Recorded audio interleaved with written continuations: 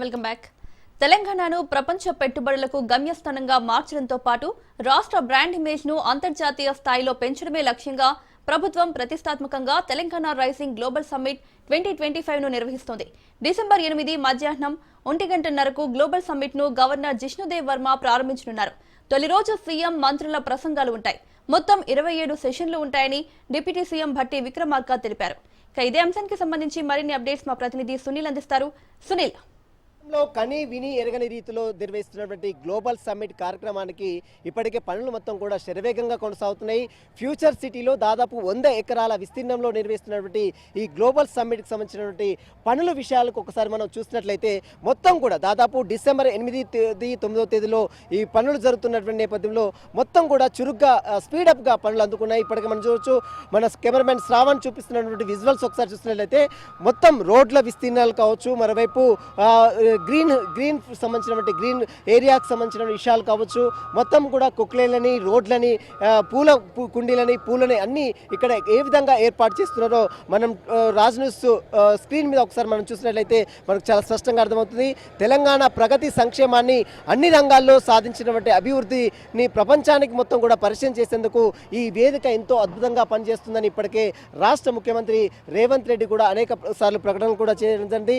Future సిటీలో దాదాపు 100 ఎకరాల్లో నిర్వహిస్తున్నటువంటి ఈ కార్యక్రమానికి ఇప్పటికే డెవలప్మెంట్ అథారిటీ ఏర్పాటు చేసింది. ఒక కమిషన్ కూడా రాష్ట్ర ప్రభుత్వం నిర్మించింది.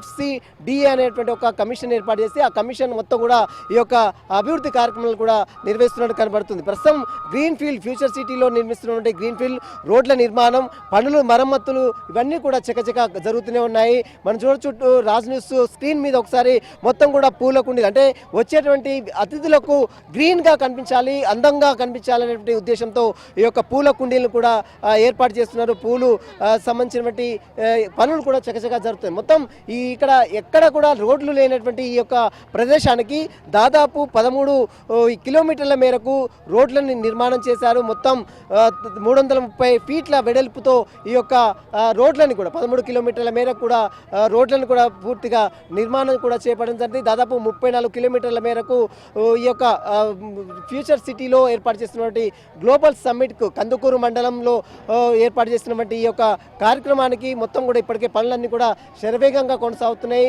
డిసెంబర్ 8వ తేదీ, 9వ తేదీలో నిర్వహించేటువంటి కార్యక్రమాలు మొత్తం సంబంధించినటువంటి పనులు మొత్తం కూడా చాలా స్పీడప్గా కొనసాగుతున్నాయి. డిసెంబర్ 8వ తేదీన మొదటగా సెక్షన్ ప్రారంభమవుతుంది. డిసెంబర్ 9వ తేదీన క్లోజింగ్ సెక్షన్ ప్రారంభమవుతుంది.